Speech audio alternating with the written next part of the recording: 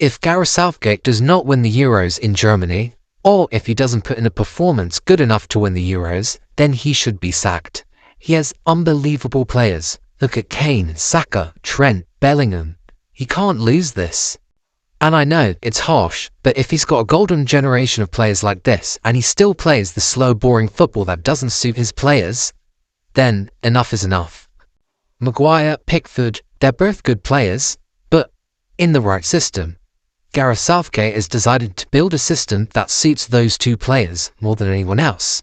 Some people even say that Jurgen Klopp is the best manager in Premier League history, and he's building his old team around Alexander-Arnold, having to sacrifice Salah being in the half space, moving him out wide, to make use of Alexander-Arnold. And Gareth Southgate's not even going to put him in his team?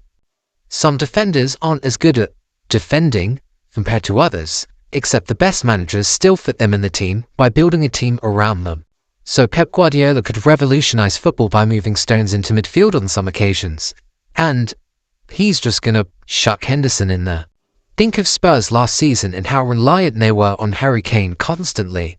Now just picture that, but instead of Spurs, it's England. All they do is slowly pass the ball around, slowly passing it around. And then they give the ball to Trippier, who crosses it in for a Kane header, and it's 1-0. These England players play in the most complex system for their clubs. And the thing is, a lot of these systems are really similar. This season is the season of English players. Who are the best 5 teams in Europe this season? Probably Arsenal, Liverpool, Man City, Inter Milan, and Real Madrid.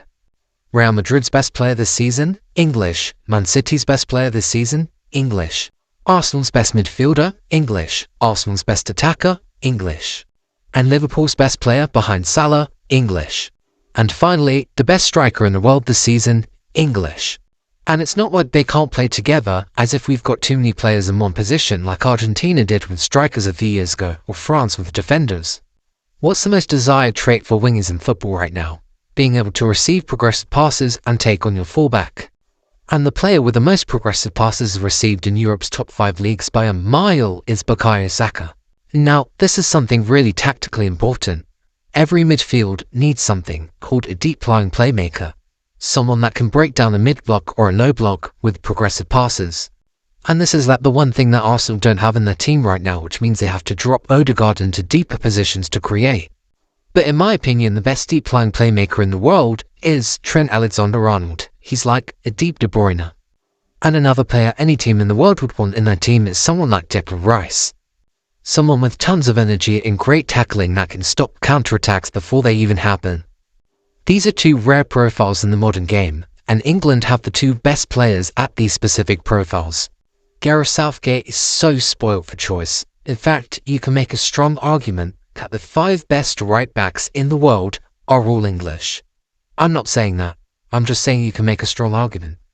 And if somehow that team doesn't put in a performance good enough to win, and they end up finding themselves losing, then they've got 2 players that specialize in getting their teams out of tricky situations.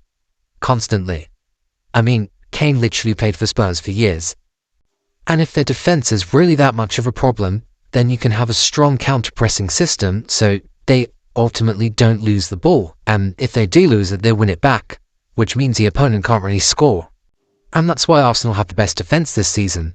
They never lose the ball, so they can't concede. And when they do lose the ball, they've got players like Rice, Havertz and Odegaard counter-pressing to win it back. And players have weaknesses, but England have backups. For example, Trent's biggest weakness is facing a really good winger like Martinelli. But England have 3 other world-class right-backs, which means in some games you don't have to play him. You can play Ollie Watkins some games, who's been so good, and I haven't even talked about him. That's how many options England have. And that fills me with so much confidence. But what doesn't fill me with confidence is seeing Maguire and Stones slowly passing it around in a friendly against San Marino before giving it to Shaw for a cross to Kane. And repeat. There's a reason that English people hate the international break. Going from the Premier League with the best international managers in the world, like Postecoglou, Mikel Arteta, Pep Guardiola, Jurgen Klopp, and then seeing this. There's a big contrast. So I feel like the only acceptable ways for us not to win this tournament is either being really unlucky or, well, Mbappe. and England have just played and they've just lost.